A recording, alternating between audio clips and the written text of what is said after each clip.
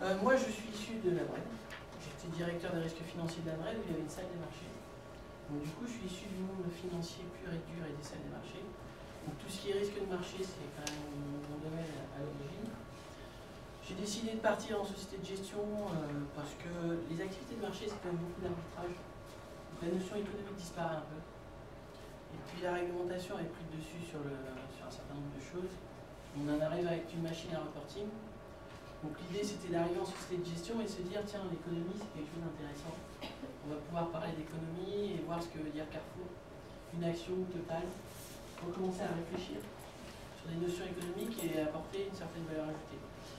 Parce qu'effectivement, ça les marchés, on fait des arbitrages, on n'est que dans la mathématique, et puis finalement, tout marche bien parce qu'on calcule des éléments mathématiques et puis ça se passe bien. Au final, on arrive dans une société de gestion et on voit que la réglementation reprend le dessus et qu'on redevient une machine à régler. Donc dans le timing, j'ai pas été très bon.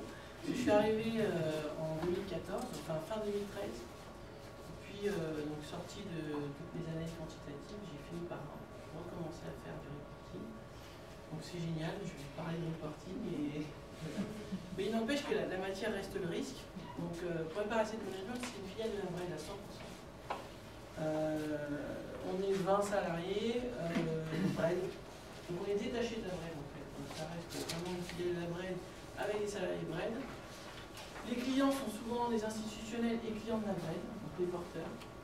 On ne les connaît pas parfaitement, mais en tout cas on sait qu'en règle générale ce sont des clients BRED. Donc on peut savoir un peu connaître leur profil et ça nous permet de mieux maîtriser notre passif, ça j'en parlerai. Je n'ai pas écrit mais j'en parlerai. Créée en 1974, elle a pris une expansion en 2008-2009 par la création des OPCVM. Et du coup on a des OPCVM diversifiés de tout type, taux. Et c'est très important de dire ça parce que c'est ce qui nécessite le plus de travail en fait. Vous avez un fonds qui fait du taux et qui fait des produits de taux et des titres obligataires, là, on commence à vous dire qu'il y a du travail. Notamment en termes de reporting, les ratings, tout ce qui est risque de crédit. Ça, tout de suite, dès que vous franchissez le seuil des actions, vous passez dans un autre monde. Donc on a créé des fonds monétaires. Qu'est-ce qu'on a fait là Sur les fonds monétaires, on voit l'activité économique d'aujourd'hui et le niveau des taux courts, on comprend qu'on a mis les pieds dans un truc compliqué. Et que le marché vous apprend très vite plein de choses. Et vous courez après le marché, parce que vous savez que les taux sont négatifs, donc les fonds monétaires aujourd'hui commencent à distribuer du négatif. Donc il y a une vraie notion économique là-dedans, une vraie façon d'appréhender les risques. La réglementation a changé en cours de route sur ces sujets-là, sachant qu'on se basait toujours sur les notations, A1, P1, A2, P2, c'était magique. Et la réglementation a décidé un jour que vous deviez faire des analyses crédit. Et que vous ne pouviez plus vous baser uniquement sur la notation et que la société de gestion devait avoir sa propre idée du risque de crédit lié aux émetteurs.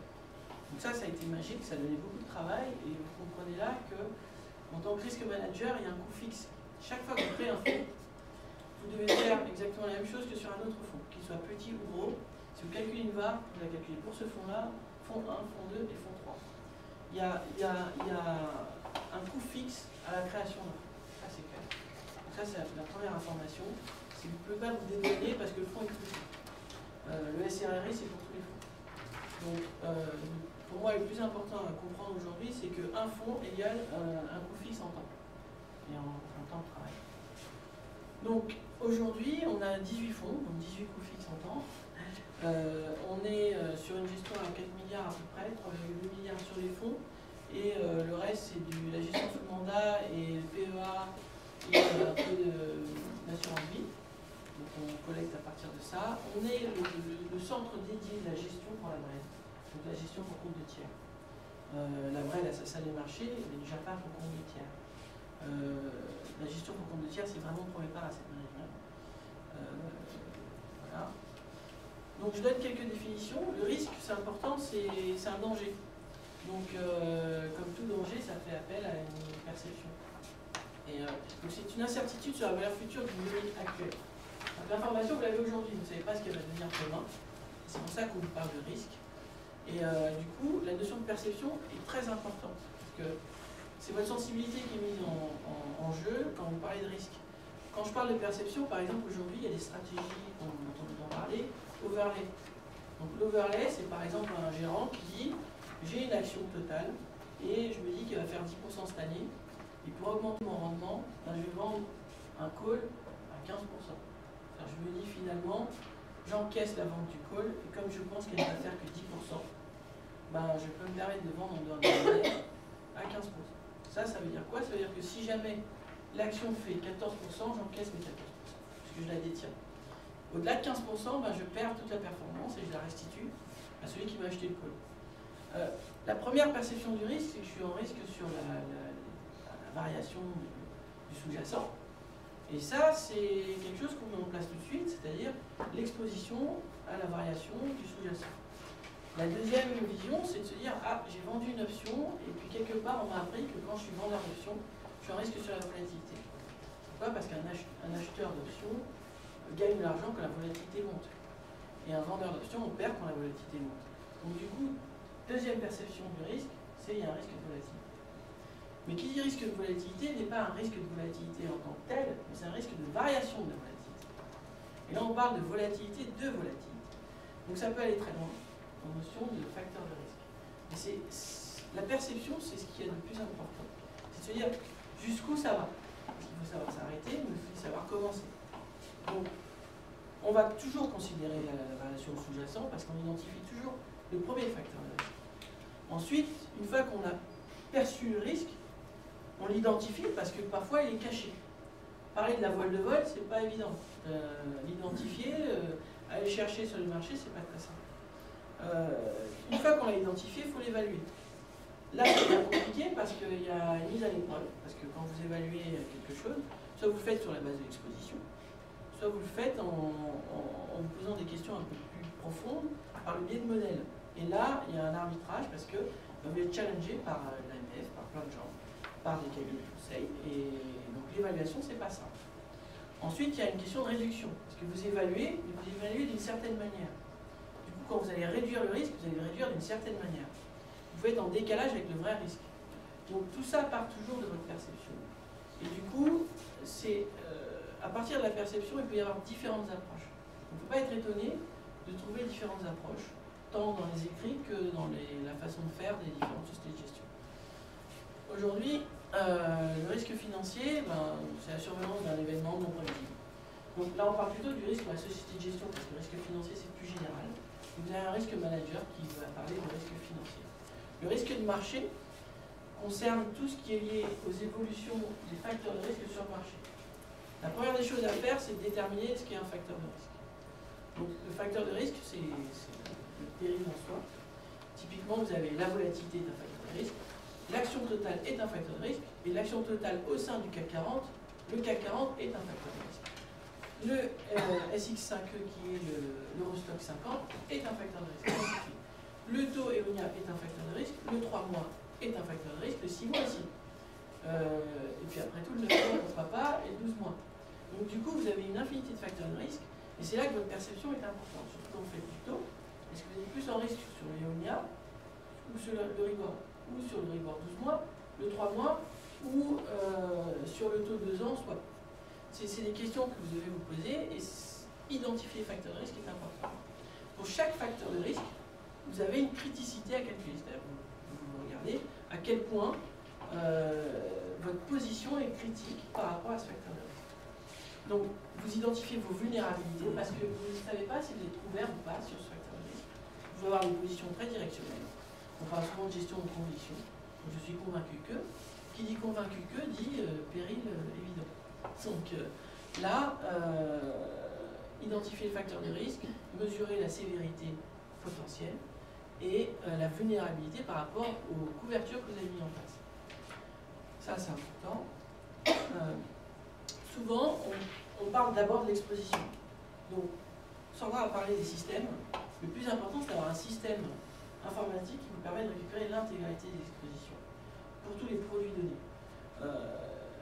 Certains systèmes ne sont pas capables d'identifier des produits légèrement différents. Et votre valeur ajoutée, c'est de pouvoir rajouter quelque part sur un onglet Excel, dans une colonne, les différences que vous identifiez. Le mieux, c'est d'avoir un outil PMS. Alors, faut avoir les moyens de l'acheter, et le pire, c'est les moyens de le faire évoluer et de l'installer dans la société. La plus grande difficulté, c'est ce temps d'installation de l'outil PMS. Alors vous êtes accompagné par le vendeur, mais la grosse difficulté, c'est que ça va mobiliser au moins un effectif en permanence pendant 1 an. Donc l'Excel, c'est pas si mal que ça. D'autant que vous avez la main dessus. Le problème, c'est que vous ne pouvez pas vous baser sur l'Excel des gérants uniquement, mais récupérer les Excel, enfin les informations de vos dépositaires et les réconcilier. Donc c'est un gros travail de réconciliation et une mise en place d'un Excel complet qui vous permettra d'obtenir vos différentes positions. À partir de là, vous récupérez essentiellement des expositions. Et ce qui est très bien fait dans la réglementation, c'est que la majeure partie des ratios vont parler d'exposition. Donc c'est des limitations d'exposition. Donc on est sur les ratios statutaires et réglementaires, où vous allez très souvent parler d'exposition. Quand on parle du 5, 10, 20, 40, c'est des niveaux d'exposition sur un émetteur. Le problème, c'est que tous les émetteurs ne se valent pas. Alors, 5% sur un yield, c'est pas 5% sur un émetteur investment grade. Donc à partir de là, il faut ajouter un certain nombre de sensibilités qui vous est propre, et c'est là que vous allez définir votre politique de risque. Donc la gestion de risque, c'est ça, c'est définir votre politique de risque, et là je vous parle essentiellement des risques de marché, et donc il va falloir mesurer le niveau de risque associé, et ça ne se limite pas aux expositions. La fréquence de la mesure de ces risques, ça c'est un point qui est très important, parce que je mesure les risques et je le fais tous les cours. Sandra disait le SRRI toutes les semaines, moi j'ai essayé d'écrire pour éviter de le faire. Le SRRI, on peut se rendre compte qu'il ne varie pas d'une semaine à l'autre, heureusement, parce qu'il est basé sur 5 ans d'expérience. Donc comme c'est 5 ans d'expérience, le premier truc à faire pour éviter de travailler toutes les semaines, c'est de se dire quel est l'impact de combien il faudrait que ça varie en rendement pour que j'ai à revoir mon SRRI. Parce que c'est une donnée parmi 250. Donc je me dis, celle-là, elle ne m'a pas trop influencé. Par contre, 4 peuvent bouger, donc moi je le fais tous les mois. Mais l'astuce consiste à se dire de combien ça doit bouger pour que j'ai à le faire toutes les semaines. Donc on est obligé de mettre ces astuces en place parce qu'il y a énormément de choses à calculer. Et que vous êtes en règle générale dans une société de gestion tout seul pour faire. Et en plus, si vous avez d'autres fonctions, moi c'est pas le cas. Moi je suis risque manager et je fais que ça. C'est compliqué. Donc il y a 2-3 astuces à mettre en place, ça se documente. Pour expliquer que je fais ensuite, il y a la fréquence, et puis vous êtes amené à calculer des pertes potentielles. Ça, c'est important. Comme on disait, l'avantage dans une société de gestion, c'est que ces pertes potentielles ne font pas l'objet de calculs de fonds propres pour les capital économiques à mettre en face. Ça ne perdra pas, vu le chemin que ça prend, on risque d'y aller. Et ensuite, donc, les alertes et les parades à mettre en place. Donc, identifier les facteurs de risque, premier boulot. Dans les facteurs de risque, il y a les taux de change, les taux d'intérêt, les cours d'action et l'indice. C'est mieux d'écrire un prospectus où on n'autorise pas les actions qui ne sont pas dans la zone euro, ça vous évite les taux de change. Les taux d'intérêt, c'était une problématique. Hein. Vous aviez un fonds, on a des fonds où on s'ouvre nos options. Donc, ça peut être une problématique, les taux d'intérêt, parce que dans la valorisation de Black-Scholes, on parle des taux d'intérêt. L'avantage aujourd'hui, c'est qu'ils sont à 0, donc vous les gommez. Mais ça reste un sujet. Donc aujourd'hui, première question, si vous avez une option, est-ce que vous intégrez les taux d'intérêt? Tout de suite on vous répond oui, parce qu'une option, Black-Scholes, taux d'intérêt, il va falloir écrire pour dire qu'en ce moment, ça n'a pas l'intérêt d'intégrer la sensibilité au taux dans vos calculs, ainsi de suite. Vous l'écrivez, vous gagnez beaucoup de temps. Et il y a un temps important à écrire un petit dossier, le préparer, pour se dégager du temps et des calculs, d'autant que vous savez que vous n'avez pas de risque. L'importance, donc, c'est la perception.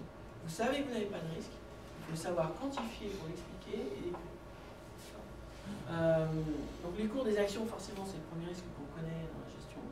Le niveau des indices. Le cours des matières premières, nous, on n'a pas de matières premières. Mais ça reste important, et je vous en parlerai dans les stress tests. C'est-à-dire que des stress tests sur les matières premières, on en a un, peuvent avoir un impact sur le reste.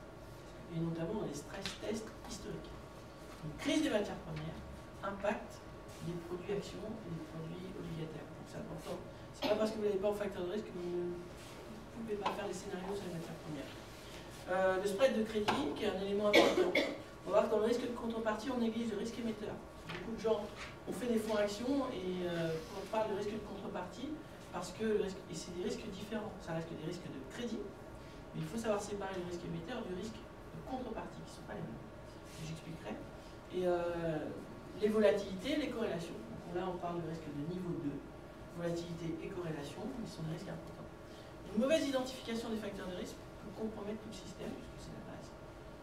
Un facteur de risque égale une sensibilité. Donc la base, c'est de pouvoir identifier vos facteurs.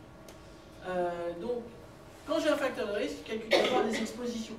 Ça, on sait le faire, et l'AMF l'a fait pour nous, la réglementation l'a fait pour nous.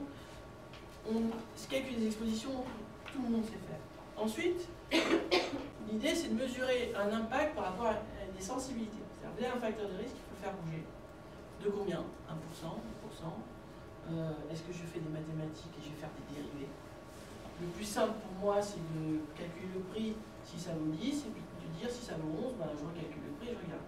Donc on fait de la full valuation, en anglais, vous recalculez tout en changeant les niveaux. D'autres cellules font des sensibilités. Ils calculent des deltas avec des mathématiques, et puis ils font la sensi, et puis la sensi, ils calculent mathématiquement, et puis ils font des variations. C'est un choix, mais ça demande d'avoir des mathématiciens pour calculer les sensibilités.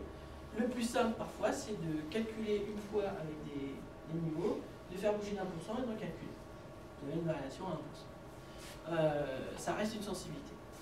Quand vous avez des book options, les grecs, c'est défini. Il y a une formule, il faut l'implémenter.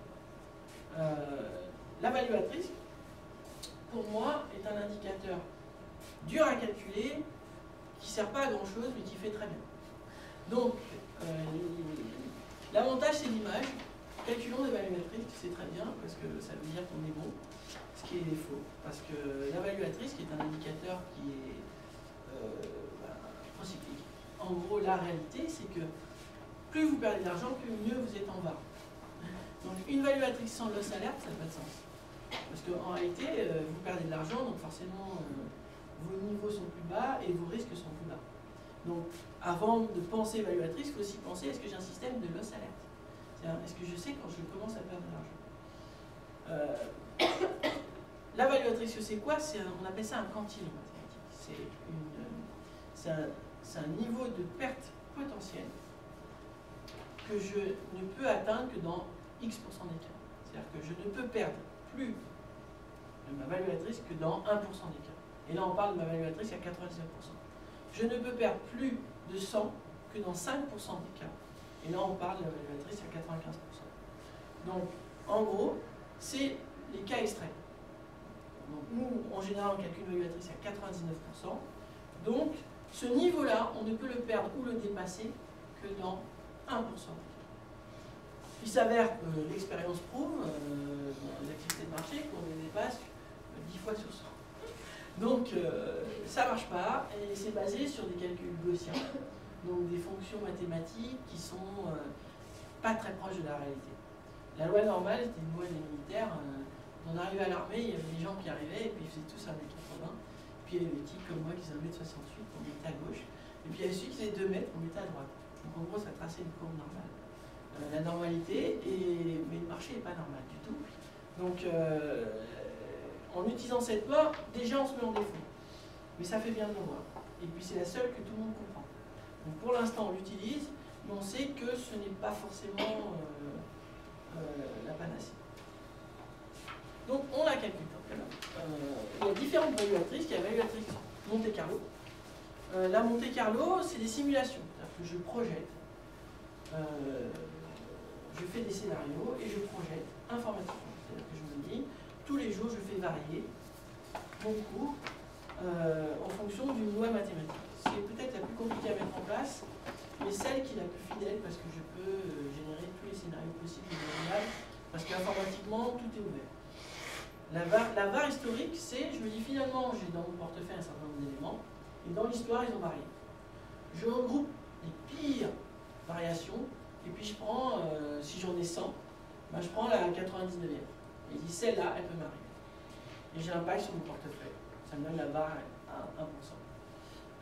Donc je les ordonne, je prends la pire, donc la 100e, puis la 99e, puis j'y reste. La 99e, c'est ma value at risk. En gros, vous prenez l'action totale, vous prenez 10 ans de variation. Vous ordonnez, et puis vous prenez les 1% restants. Sous Excel, vous regardez les variations, tac, tac, vous ordonnez tous vos rendements, puis vous ordonnez, vous mettez la pire variation en haut, et vous allez chercher, si vous en avez 1000, vous allez chercher la centième. Voilà. Ça vous donne une idée. Vous allez chercher la dixième, et ainsi de suite. Donc ça, c'est une méthode. Sous Excel, ça marche très bien. Vous mettez tous vos éléments chaque jour, vous calculez vos variations chaque jour, vous mettez vos agrégations. Alors que si j'ai 1,5% de CMS, X% de total, et ainsi de suite, je fais cette somme, je regarde ce que ça donne en variation, et puis j'ordonne sous Excel, et puis ça me donne ma barre. Ça, c'est assez facile à faire en Varisto. Vous revenez sur un an, vous revenez sur 2 ans, ou vous revenez sur 3 ans, et ça vous donne ma VAR 1 an, VAR 2 ans, VAR 3 ans. On parle de VAR historique. Elle est très fidèle à ce qui s'est passé dans l'histoire. Mais l'histoire d'hier n'est pas l'histoire de demain. Elle est très appréciée parce que finalement, on parle de stationnarité. Souvent en finance, on dit que ce qui s'est passé hier sera certainement ce qui se passera demain. C'est pour ça qu'on a créé des notions de cycle structurelles et qu'on parle quand ça ne va pas de conjoncture. Il y a la VAR paramétrique. Celle-là est basée uniquement sur la loi gaussienne. Donc vous utilisez la loi gaussienne et puis vous dites je pense que mon portefeuille est gaussien, qui va se comporter comme une loi gaussienne. Et du coup, je vais chercher le quantile qui est connu. Le quantile de la gaussienne à 95%, c'est un chiffre connu. Le quantile gaussien à 90% est un chiffre connu. Du coup, je prends la masse de mon portefeuille, c'est une gaussienne et je calcule. En réalité, c'est pas vraiment comme ça. Parce que je dis, j'ai des facteurs de risque dans mon portefeuille. Chacun des facteurs de risque est une gaussienne. Ces facteurs de risque sont corrélés. J'ai une matrice de corrélation. Cette matrice de corrélation est la matrice de corrélation d'une gaussienne multidimensionnée. Et ça, je le fais bouger. Mais c'est pas facile en mathématiques. Mais on sait le faire, et puis il y a des outils pour ça. L'idée, c'est de savoir ce qui est caché derrière. Il y a le SRRI. Le SRRI, c'est un calcul sur 5 ans. Personnellement, je pense que c'est très bien pour ordonner les fonds et se dire, bon, bah, celui-là, finalement, ça donne une idée de comment ça a été géré et de l'évolution dans le passé. Mais parfois, c'est bien de calculer un SRRI 1 an, 2 ans, parce que c'est plus proche d'une réalité actuelle. Le SRRI, il y a des années qui arrivent à gommer la réalité actuelle. Il faut faire très attention à l'utilisation qu'on en fait. J'explique comment on fait quand on n'a pas assez d'historique. Quand vous avez un fonds qui vient d'être créé ou qui a 1 an d'existence, vous devez quand même calculer un SRRI sur 5 ans. Donc l'idée, c'est qu'il faut savoir combiner la série du fonds avec le benchmark le plus proche.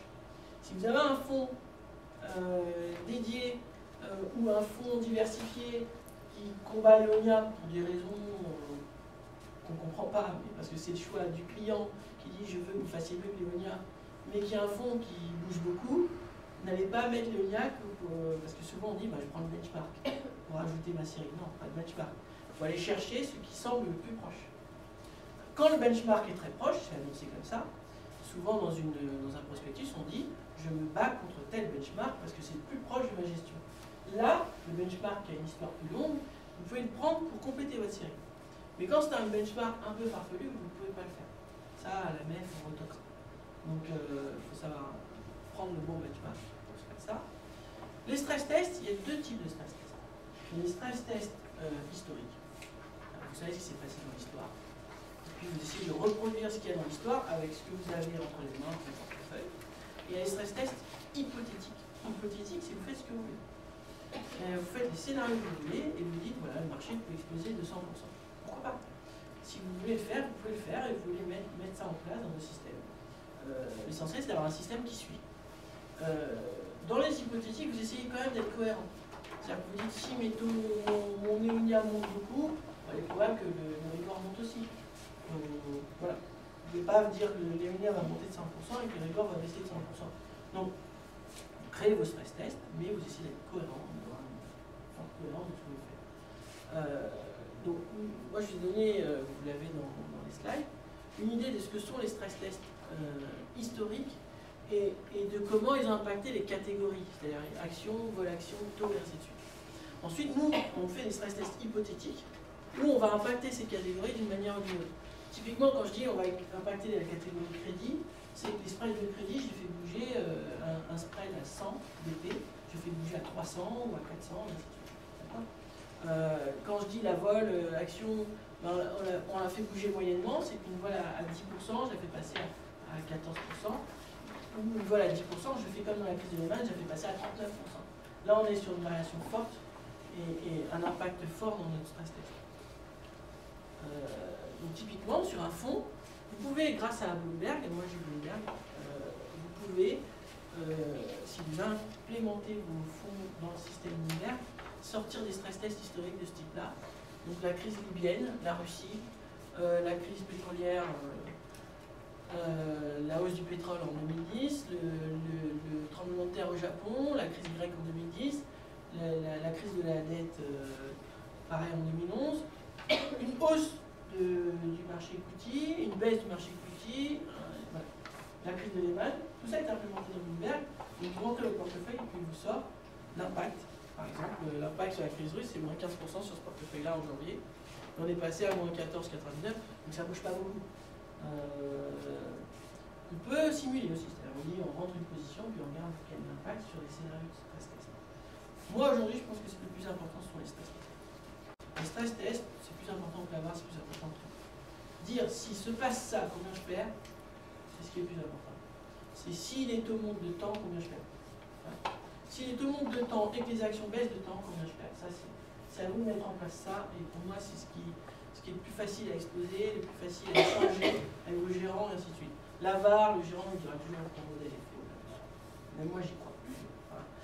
Mais même moi, qui en ai fait toute ma vie, j'y crois pas tellement.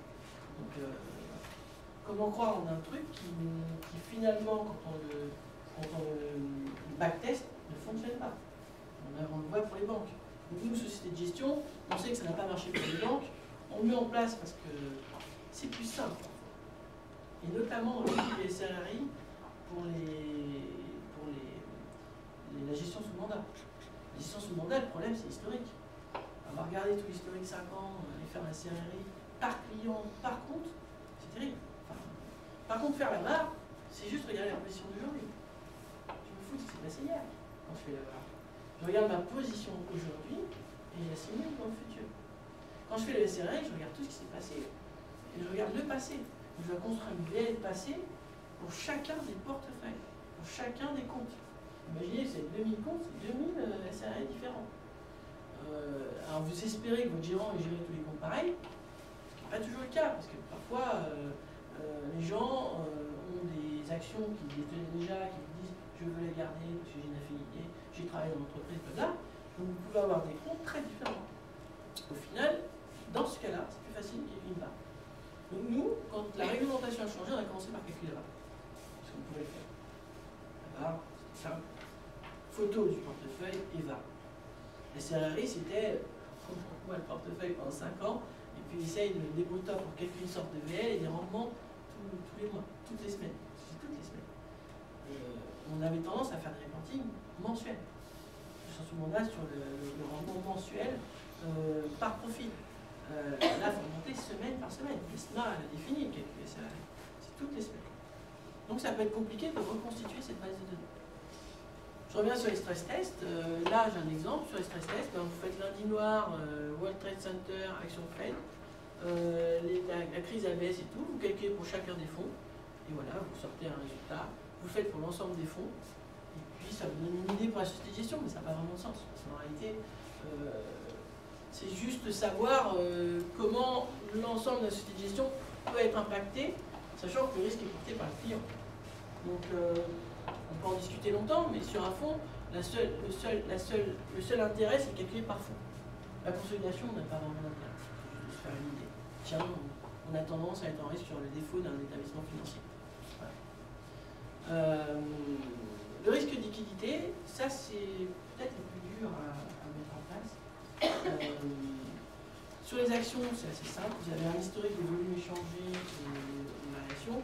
Mais un risque de liquidité, pour moi, c'est deux choses. Risque de liquidité actif et passif. Donc moi, j'ai appelé ça drawdown passif.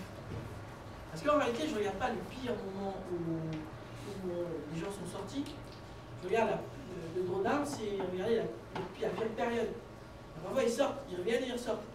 Mais il y a des moments où pendant un mois, il n'y a eu que des sorties. C'est certes remonté, mais quand je regarde sur un mois puissant, Au début du mois et à la fin du mois, j'ai pris une baisse monumentale de mon passif. Et c'est ça que je regarde. J'appelle ça un drawdown, comme un drawdown. C'est-à-dire que ça descend, ça peut remonter, mais au final, il y a une tendance à descendre. Et je regarde la pire tendance à descendre de mon passif.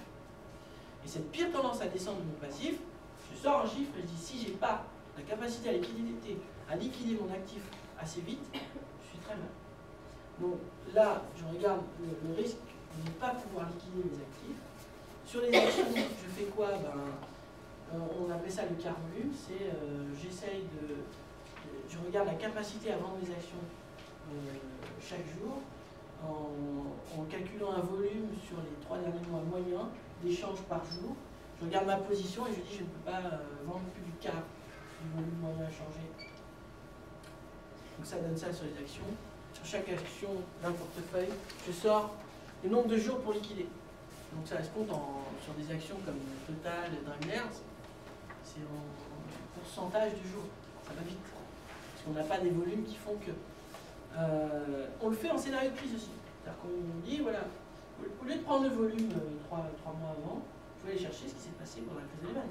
Récupérer les volumes échangés pendant Lehman, et puis vous dites, si je suis dans ces conditions-là, combien de temps je vends? On peut le faire. C'est une très bonne idée. Non, je pense. On le fait, je le fais de temps en temps. On n'a pas le temps, je vous le dis tout de suite. Je le fais de temps en temps, ça fait malin, mais vous faites quelque chose de malin, en fait, on s'attend à ce que vous fassiez tout le temps. Et le problème, c'est les obligations, c'est plus compliqué. Parce que là, c'est un tir d'expert. En combien de temps je vais pouvoir vendre une oblige? Je n'ai pas les volumes sur le marché. Bloomberg donne désormais, mais vous ne pouvez pas le télécharger, vous ne pouvez pas le sortir sous Excel, le LQA, Liquidity, Quantity, Adjustment, je crois. C'est en combien de temps vous pouvez liquider chaque titre. Bloomberg vous donne ce chiffre-là désormais. Nous, on fait un tir d'expert. Moi, RBS, Royal Bank of Scotland, je vais vendre moins vite que BFCM, Banque Fédérale, Crédit Mutuel. C'est sûr. Donc dans ma tête, un Santander, si ça chauffe sur l'Espagne, ça se vendra moins vite qu'un BNP. Un BNP Fortis se vendra moins vite qu'un BNP. Okay. Donc ça, c'est quelque chose que je mets en place en disant 3 jours pour BNP, 5 jours pour BNP Fortis. Voilà. Vous avez un portefeuille monétaire, vous avez plein de lignes, et là vous écrivez 3 jours, 4 jours. Vous faites ça, pas tous les jours, chaque semaine. Ça évolue pas tant que ça, et puis je sors une maturité de liquidation. Combien de temps je sors de mon portefeuille? L'avantage dans le monétaire, c'est que j'ai beaucoup de cash. Les OPCV monétaires, ça sort en 1 jour. Désormais, j'ai des DAT avec un préavis de 32 jours, donc c'est 32. Donc je sais déjà qu'il va aller à 32 jours. C'est un préavis de 32 jours. Donc il n'y a plus de dépôt à terme sans préavis. Voilà, donc je fais ça et puis je regarde mon temps de liquidation du portefeuille. Nous, on a dans un portefeuille, on a une banque Solfea, on connaît. Solfea, c'est GDF et BNP. Bah, ils ont eu des problèmes parce que le gouvernement change la loi tout le temps. C'est la banque qui est chargée de financer tout ce qui est énergie, installation énergétique chez vous. Vous mettez des panneaux solaires, ils vous aident à financer ça. Avant, vous aviez un bénéfice fiscal et vous n'avez plus. Solfea, au début, ils ont fait plein de trucs, et puis maintenant, ils se retrouvent un peu embêtés. Donc, une banque comme ça, avant, on pouvait sortir de la position en 10 jours. Maintenant, c'est 15, 20 jours. Volkswagen, quand vous l'aviez, c'était 3 jours, et maintenant, c'est 15 jours. Ouais. Donc ça, vous le faites. Vous évoluez en fonction du marché. Du coup, il y a le risque de crédit, et je vais essayer de terminer rapidement. Le risque de crédit, c'est important de prendre en compte le risque de crédit sous 2 formes. Le risque de contrepartie. C'est quand j'ai un contrat, c'est le non-respect du contrat. Le risque de crédit émetteur, c'est quelqu'un qui a émis un titre. Moi, quand j'ai un titre RBS, je suis en risque émetteur sur RBS. Quand j'ai un contrat avec BNP, et je donne l'exemple ici, quand j'ai un CDS, par exemple, ça, un crédit default swap, c'est-à-dire une assurance sur le risque que l'Espagne tombe. Barclays me vend ça. Moi, je suis en risque de contrepartie sur Barclays. Parce que Barclays s'engage à indemniser si l'Espagne va mal. Mais par contre, je suis en risque émetteur sur l'Espagne. C'est 2 risques de crédit que je dois calculer. Et même si le risque de contrepartie dans l'argumentation est écrit risque de contrepartie, les risques de crédit émetteur, il faut les calculer aussi. Vous avez un titre action BNP, il n'y a pas que le risque action BNP, il y a le risque crédit BNP. Vous avez une obligation sur BNP, vous avez aussi le risque crédit BNP. tant quand vous avez l'action que quand vous avez l'obligation. Donc vous pouvez avoir une matrice des risques de crédit. Évolution du spread de la BNP, ben, ça peut avoir un impact sur l'action. Pas forcément, en fait, c'est des liens de causalité. Parfois, le marché action va causer une hausse des spreads de crédit sur le marché obligataire. Parfois, les problématiques obligataires vont créer une évolution du marché action. Ça, on parle de causalité. Est-ce que c'est les taux qui influencent l'inflation ou est-ce que c'est l'inflation qui influence les taux? Cette causalité-là, on ne sait jamais. Donc voilà, distinguer le risque de contrepartie du risque émetteur. Et puis le risque de crédit, de manière générale, qu'il soit émetteur ou contrepartie, se manifeste par une éviction. Donc on parlera de spread de crédit. C'est le point important. Donc on fait un choc en spread émetteur. Vous avez une position de titre. Vous dites, je fais un choc à XBP. Je regarde ce que ça donne sur ma valorisation. Je prends la variation de mon prix, de ma valo, et je mets ça pour chaque titre. Je fais la somme, et je dis voilà, sur ce portefeuille-là, au 31-12, je perds 1 million. Voilà. S'il y a 80 BP de choc sur tous mes titres, je perds 1 million. Ça, c'est bon à savoir, parce que quand vous êtes sur nous, tout le monde sait que dans un fonds monétaire, il n'y a que des bancaires. Donc s'il y a une crise bancaire, s'il y a un choc de 80 BP sur les banques, là, sur ce portefeuille-là, je perds 1 million. Si j'avais en compte 200 millions, je rapporte 1 million à 200 millions. Donc voilà, j'ai des exemples de comment on améliore ça. Voilà, les difficultés rencontrées, aujourd'hui on vous dit, vous consolidez les risques de crédit très souvent, et dans certains fonds, vous mettez dans les reporting les 5 pays les plus importants. Si vous interdisez d'aller en Azerbaïdjan, et que c'est la ligne 0 qui représente 0,01% dans un fonds donné sur lequel vous avez investi, vous ne savez pas. Parce que lui, il n'a pas mis dans son reporting. Et vous interdisez d'y aller. Et vous y êtes en fait. Vous êtes dans un fonds de fonds qui a de l'Azerbaïdjan. Donc ça, c'est problématique. Aujourd'hui, c'est le problème le plus dur à rencontrer, c'est que vous envoyez des courriers, hein, vous faites comme les compagnies d'assurance. Désormais, il me faut votre Excel avec vos positions. Vous pouvez toujours courir, on a un RCCI qui fait ce travail, mais on ne vous répond pas toujours. Et le fonds est performant, donc vous voulez le garder. Et c'est toute une discussion avec les gens qui disent mais attends, tu ne vas pas me faire ça parce que tu ne veux pas de Chine. Oui. Donc le problème c'est la transparisation, on parle de ça, transparence. Le SRRI en GSM, ça va être un vrai problème. La VAR c'est une opportunité. La qualité des reportings sur les gestions, moi aussi je trouve qu'ils sont de différentes qualités. Et on a le choix de la fréquence. Quand vous calculez quelque chose, c'est quoi la fréquence? On est rempli de bonnes intentions, mais refaire certaines choses peut être parfois compliqué.